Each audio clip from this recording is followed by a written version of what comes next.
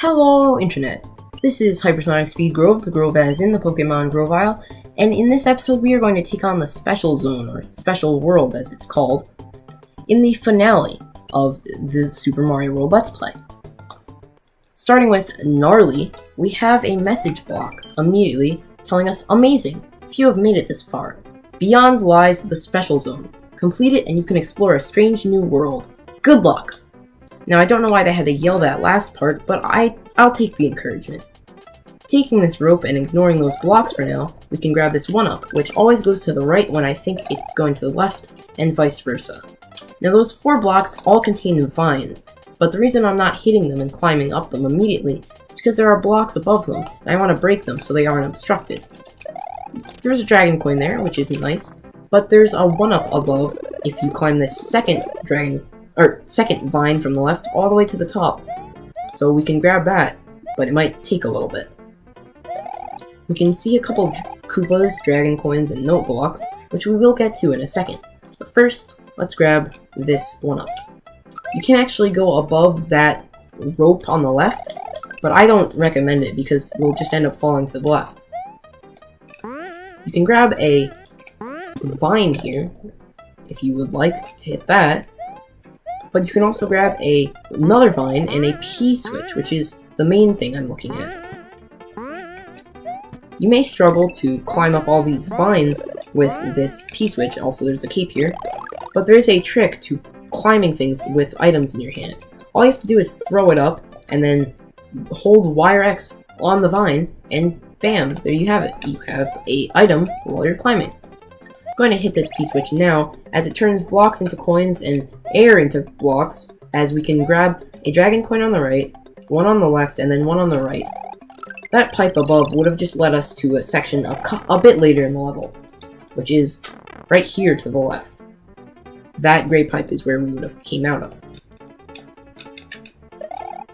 You can also grab 2 items at the same time. I'm not going to try for too long on it, but if you drop them right next to each other and run into them at the right angle, or just drop them next to each other and run into them, you can actually hold 2 items. I'm not going to do it. I'm not going to spend too long on it, because it's not very useful, but you can do it. I'm going to use this gray P-switch to make that Lakitu not a pain, but there's a mushroom that pops out of a bush. And now that we're talking about that, that actually reminds me of something. Can't think of it at the moment, but I'm sure it'll come to me later. We are almost at a bonus game, which is definitely useful, because this special zone has a couple hard levels, including Tubular. I have never been very good at this level. There are a bunch of pipes and charging chucks here with a jumping piranha plant as well, but that's not the hard part. The hard part is starting from this P-switch. What you want to do here is hit the P-switch, then bounce off the trampoline to hit the block, so that it turns into a coin to grab the P-balloon. That's right, this is a P-balloon level. You have to fly across this whole level, and I'm going to try to grab all these dragon coins while avoiding all these enemies throwing baseballs, footballs, etc. at you. And to make matters worse, there are not 5 dragon coins like a normal level, there are 6, so that means we have to grab 5 in the flying section and 1 beforehand.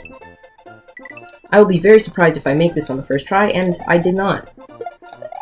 So I guess I'll jump into the pit for attempt 2, because there is very little ground in this level. The good thing about being small in the P-balloon is that you have less area to get hit, so it's okay if you come very close. If you were Big Mario and you came very close to something, you might hit it, but if you were small, you might avoid it. The problem with this level is that you have to be very precise in where you move so that you don't get hit, but you have to be very fast so that the P-balloon doesn't run out. I feel they could have made this easier by making the P-balloon timer a little bit longer so you had more time to, navigate around all these footballs, but this level is very difficult as a result. As you can see, there are 6 dragon coins, as I promised, and they both give you a life, which is useful, and if you take the P-balloon to the very end of the level, you can grab a power-up, which I will definitely take. And we did not get the bonus game. We are 4 points away, so that'll come up soon.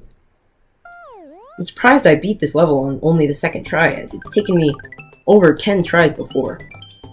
Next level is way cool, a moving platform level, and I've never been a big fan of this one either. You have to hit these on-off switches and duck under some fuzzies in this first section. There's a chainsaw here, and you definitely want to go up so you don't, fall. Hopping in between these guys, we can grab a cape, which I will take, and head upwards.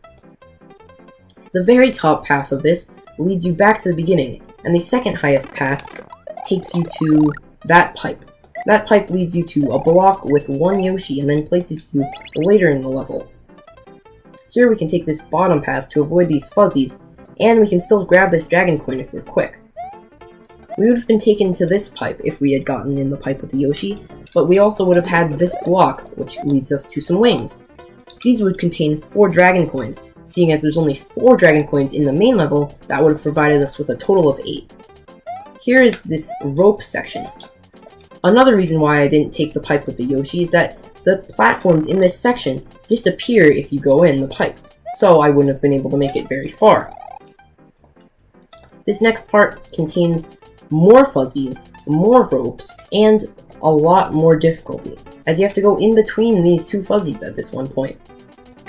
Here you have to go underneath and underneath again to reach the end. And oh, well, that's the end.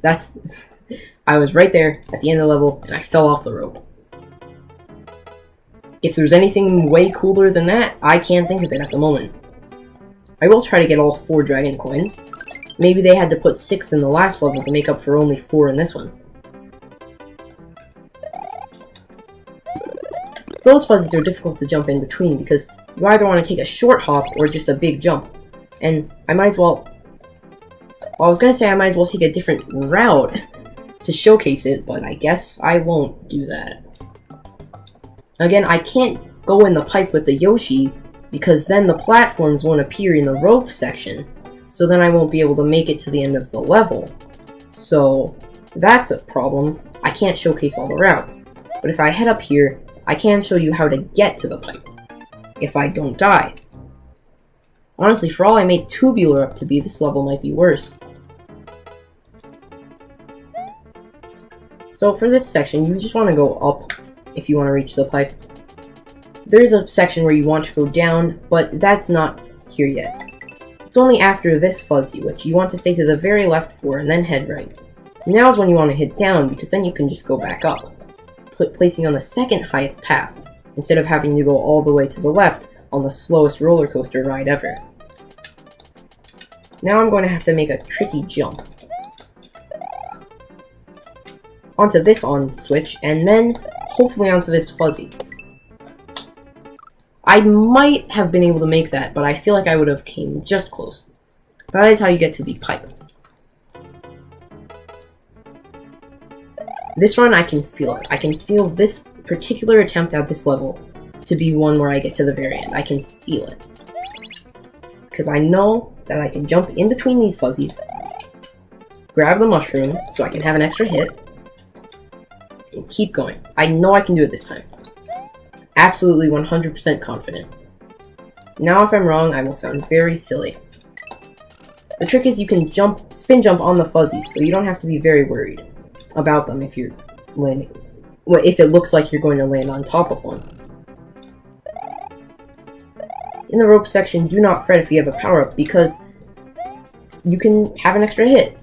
If you're bigger, sure, you have more area to get hit, but you'll still have another hit to take, so you don't die immediately.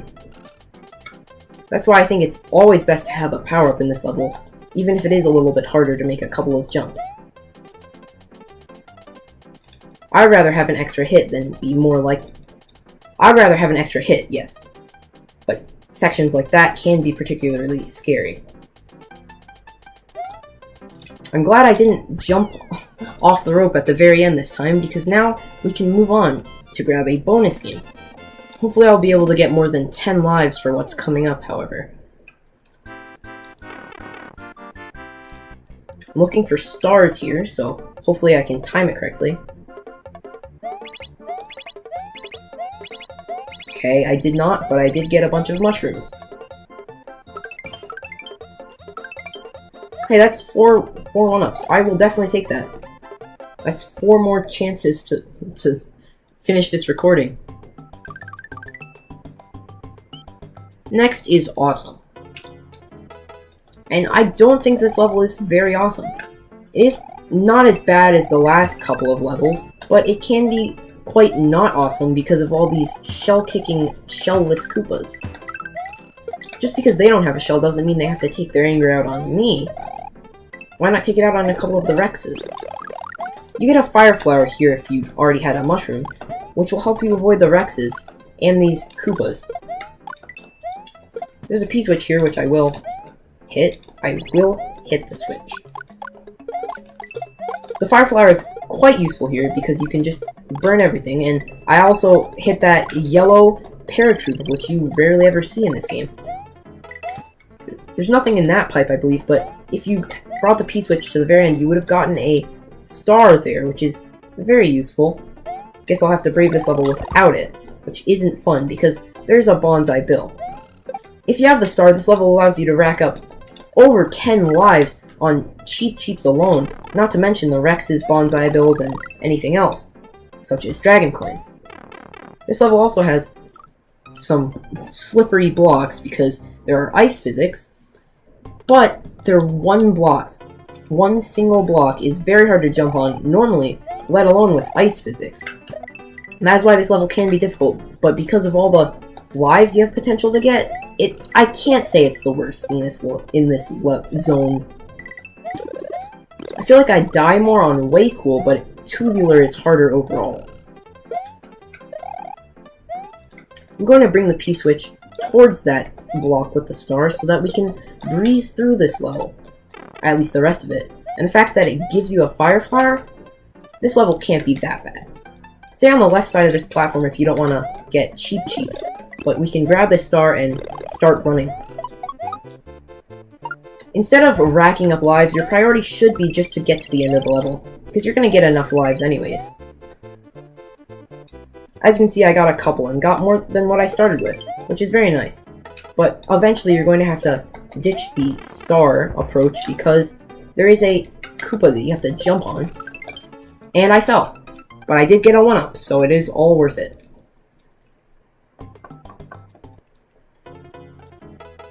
As you can see, if you can run with the star to the end of the level, you don't have to worry about the Cheep Cheeps or Bonsai Bills. But in the beginning of the level, you have to make sure to jump every time you come across a Koopa with a shell ready for kicking. I've never liked the yellow shell Koopas because they just go too fast. And these kicking Koopas also kick very fast. This level, you have to go very fast. Otherwise, you're just going to be hit by Cheep Cheeps, Rexes, and everything else.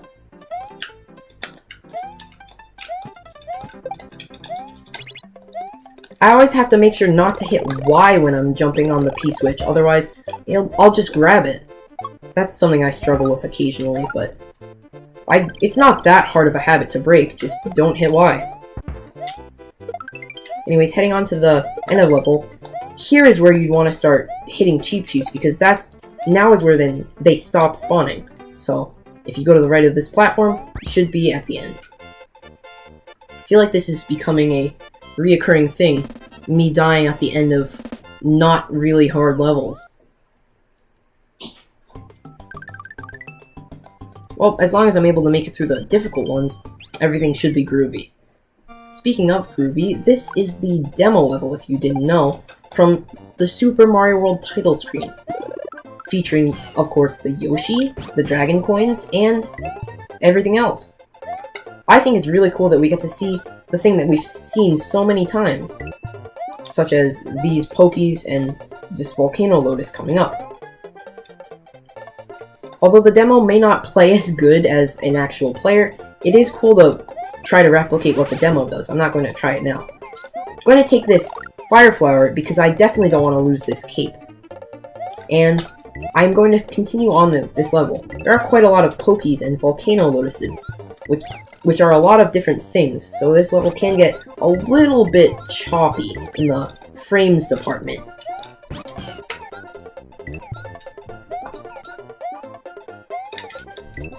I'm trying to eat that so that there aren't as many things on the screen. This level definitely isn't the hardest. It can get a little bit difficult with the wall of Pokies coming up, but at least you can look at Pokies going backwards. That's always fun. There's a fire piranha plant here, which shoots out fire, and here's the wall of Pokies. Sometimes you can eat 2 Poke segments at a time, which I think is quite cool. And another piranha plant we can jump past. Here there is a dragon coin which we can grab by jumping off of Yoshi, but as long as he's safe, I'm happy. Here we can utilize the Poke as a platform to avoid the Volcano Lotus and the Charging Chuck. The baseball ones are rough, and I don't think that Yoshi wanted to come with me to the end of the level. At least I didn't die, and at least I have a couple of power-ups for the next level. I believe this one is called Mondo, but I will soon be corrected if I am wrong. Yep, it is called Mondo, and I don't like this level. There's a water current always pushing you back, and it slowly rises and falls.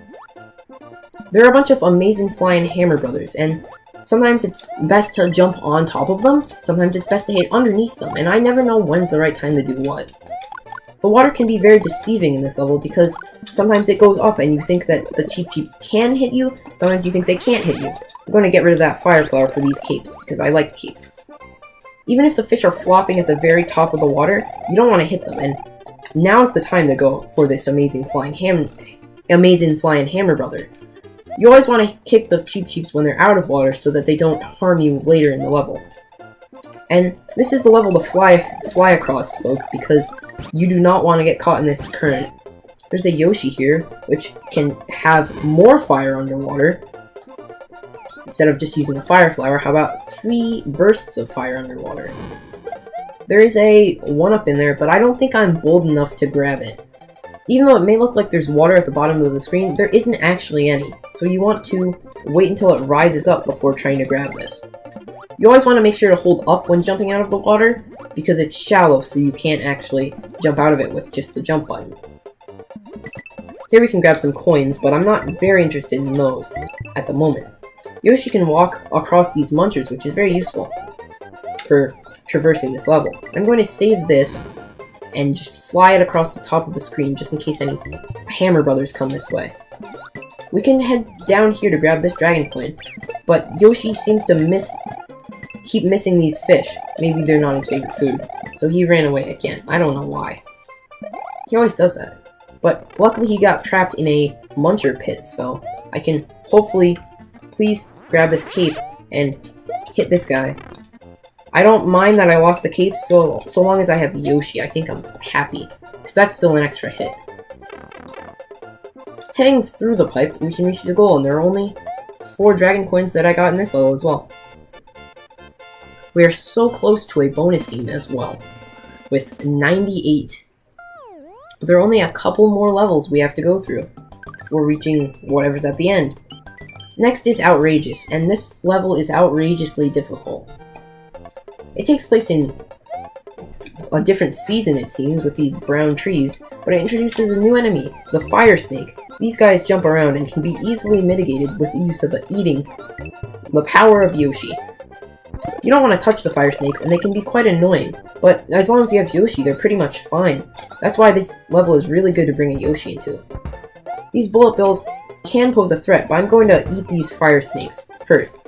I'm going to try to bring the trampoline to the end of the level, because there's a particularly high wall we have to clear, and I don't want to have to jump across a bullet bill chain. I mean, they give you a trampoline here as well. So I might as well just take this one. Don't know what I ate there, but I did eat something, so that's definitely something. There's a kind of wall there to stop you from jumping above these bullet bills, I guess, but it doesn't pose too much of a threat as we head here, which is the wall I mentioned earlier.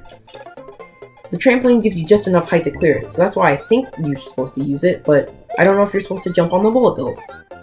Anyways, once you reach this section of the level, things get easier or harder because everything just starts popping out of everywhere.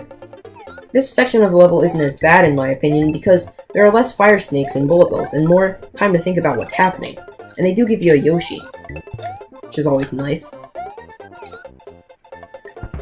Overall, if you're small Mario, so you've just died on this level can be really tough.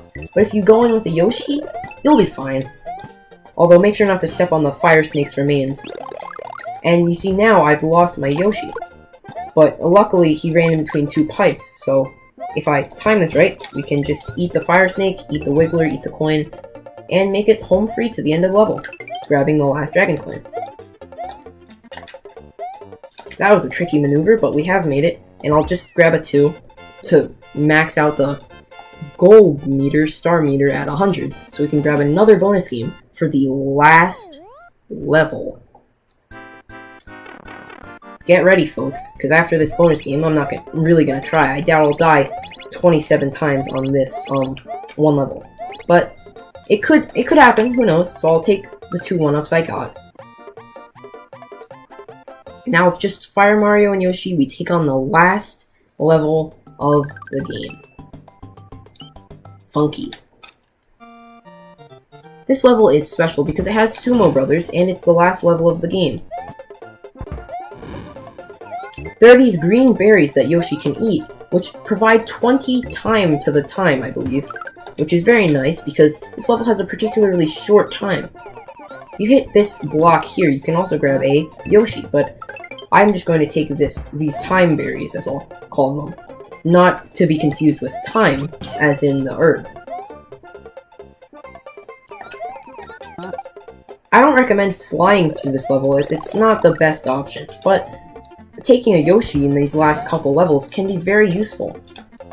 Hitting the Sumo Brothers from underneath, or even just keeping them, can be also useful options.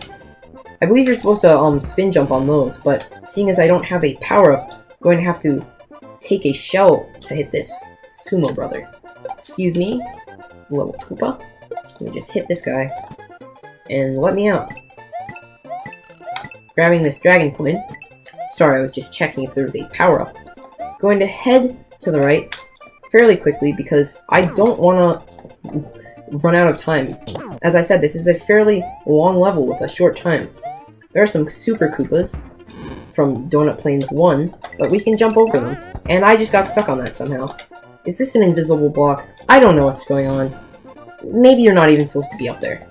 There are some coins there, but we don't need them at the moment. Take this for ammunition, and head on to get rid of this charging chuck. I'll grab another ammunition shell, and try to take it with me to get rid of this guy. Did I hit him? Yeah, I got him. These Goombas can't do anything to me. There are more charging chucks, but the trick is that these ones jump when you jump, I believe. So, you can trick them out. Or just fall. You know, either option works. Funky is the last level of the game, and it definitely wants you to know that, because this level can be tough if you don't rush through it. But if you do rush through it, you're likely to get hit, so it's really a catch-22. I honestly don't know how you're supposed to get to this Yoshi, because it's so high up. How do you get to him? You either need a cape or a Yoshi to get to him, and if you have a cape, you could just fly across the level. I don't get it. But at least there's a mushroom we can grab. Hopefully we don't lose it on a Sumo Brother this time. I don't know why I tried to jump on him. I know you can't. I mean, he has a spike on his head. The thing about Sumo Brothers is that if you actually hit the lightning that they send before it hits the ground and erupts into flame, you'll be fine, so don't be afraid to jump near these guys. Also, they're quite wide, so hitting a block next to them, underneath them, can also hurt them and damage them. Shells can be quite useful if you don't have a Yoshi or power-up that allows you to fight. A fighting power-up. Although a Goomba can work as well. Running out of time always stresses me out here, because I'm afraid I won't make it to the end, but once you get the cape, you're basically done with the level. As you head over here, you can hit this to grab a 1-up, which we most likely don't need, and you can just keep using the cape to avoid these baseballs, and read this. You are a super player! ! Exclamation, exclamation. And that is Funky, the last level of Super Mario World. But we're not done yet, because as the message box said, we will explore a strange new world. So let's take this Star Road teleporter and find out where we end up. We end up in fall, or autumn as I will call it, which changes all of the levels to look like autumn. As you can see, everything looks like autumn in Yoshi's Island, Donut Plains, even Vanilla Dome. And a few of the enemies are changed as well, so I'm going to check out a couple of levels here, Vanilla Dome 3 and 4, just to show you a couple of them. If we take this path here, we're going to jump across just to save time. These are piranha plants, but they look like pumpkins, and they're actually called jumping pumpkin plants. Buzzy beetles here will now just exit their shell. They won't give you a shaking or a warning or anything. They'll just exit, as you can see. So it makes them more unpredictable. And now I can head to Vanilla Dome 4. Sorry. This level features bullet bills, or as they're now called, Pidgeots, which are enemies from Super Mario Bros. 2, or Super Mario Bros. USA in Japan. These are Koopas wearing Mario masks, and their shells look like Mario. Overall, those are all the enemy changes in this game. And now I'm going to continue just showing what all the different places look like in this new season. Here's World 4. World 5 down here is now autumny and looks less menacing, actually. Choco Island has turned green, and can't say I'm the biggest fan, but it works. And heading into the Valley of Bowser, even it has changed into a more chocolatey looking area as well. If we head to the Star Road, it is different as well. And you cannot change this fall color scheme back, even if you go through the funky area. But that's it. That's all I have to say about Super Mario World. So, thank you guys, everyone who's watched, for sticking with me to the end of this. There will be more videos coming up soon. Very soon. But, other than that, thank you for watching. This has been HyperSonicSpeedGrov, the Grov as in the Pokémon Grovyle. And now, Super Mario World is over.